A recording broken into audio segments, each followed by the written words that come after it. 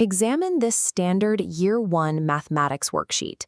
At the top, we see the abstract numerals 5, 3, and 4, followed immediately by an equation using illustrations of durians.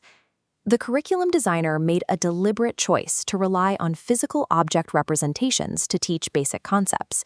This is a repeated structural pattern. As we move down the page, equations are consistently built using candies and then colored balls. Why is this specific visual redundancy, pairing abstract numerical symbols with drawings of physical objects, functionally mandatory for 7-year-olds? While these graphics are often dismissed as entertainment used to manage short attention spans, their presence serves a specific structural purpose. The actual answer lies in the work of Swiss psychologist Jean Piaget. Before he studied human cognition, Piaget was a biologist, and he approached human learning strictly as a biological process. Through his early observations, he formulated a foundational thesis. Children process information using specialized biological structures that differ from adult logic. This cognitive architecture dictates how they perceive and organize reality, regardless of how much information they are given. Because of this distinct architecture, Piaget noticed that the logical errors children make on tests are highly consistent and predictable. They are applying a specific set of rules perfectly, even if those rules don't match adult reasoning. Effective curriculum design requires structurally translating information to fit the specific biological processing limits of the child's brain. To understand those limits, we have to look at the mechanical cycle occurring inside the learner's brain when it encounters new data. Piaget identified the brain's underlying data structures as schemas. These are the structural matrices or mental files we use to organize our understanding of reality. The learning engine activates the moment we encounter new information in our environment. If that new data is easily understood, the brain performs a process called assimilation. It takes the incoming information and slots it neatly into an existing schema. A critical failure point occurs when a child encounters data that contradicts their current mental models. The brain is forced into accommodation, a mandatory refactoring of the schema, warping and expanding to create a new structure that fits the mismatched data.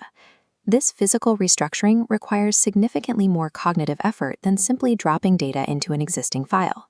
Once the schema has successfully accommodated the new reality, the brain reaches a stable state of understanding known as equilibration. Learning is an active, continuous feedback loop.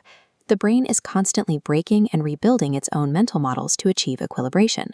This timeline illustrates Piaget's 4 stages of cognitive development. A child's capacity for assimilation and accommodation is strictly bound by these age-linked hardware stages, beginning with the sensory-motor stage from birth to 2 years old. Infants build schemas through physical movement. If an object isn't directly seen, heard, or touched, it doesn't exist to them. Then, between ages 2 and 7, the hardware upgrades to the pre-operational stage. This stage marks the onset of symbolic thought. Children develop the ability to let one thing represent another. However, the cognitive engine is still constrained. Even with symbolic thought, their internal logic remains strictly bound to physical reality. They exhibit specific limitations, like transductive reasoning, where they fail to grasp true cause and effect, and animism, attributing living consciousness to inanimate objects. During the pre-operational stage, a child's logic engine is physically incapable of processing reality without concrete sensory anchors. Compare that to the final destination of cognitive development, the formal operational stage, which begins around age 12. In this stage, the brain possesses the processing power to form deductive hypotheses, plan strategies, and manipulate pure abstraction entirely in the mind. Adults naturally operate within this formal operational framework. This includes the teachers and curriculum designers building the lesson plans. This creates a professional blind spot. Educators often mistakenly design lessons for the adult brain they have, rather than the pre-operational brain the student possesses. Let's return to our primary artifact and reverse engineer its design through Piaget's mechanics. The target demographic here is a Year 1 student. At exactly 7 years old, this learner sits precisely on the boundary, transitioning out of the pre-operational stage. Presenting the abstract numeral 5 alone constitutes a pedagogical failure for this age group. A 7-year-old's schemas cannot yet reliably accommodate purely mental, formal operations, like abstract addition in their head. The worksheet solves this hardware limitation structurally. By using physical representations of durians and candies, the design creates a mandatory cognitive bridge. The child uses these concrete objects to successfully assimilate the concept of addition, bypassing the need to perform abstract mental math. This principle scales across all early childhood instructional design, far beyond basic mathematics.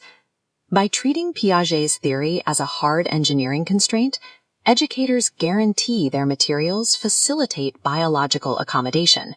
This ensures children learn the structure of a problem, rather than memorizing logic they cannot yet process.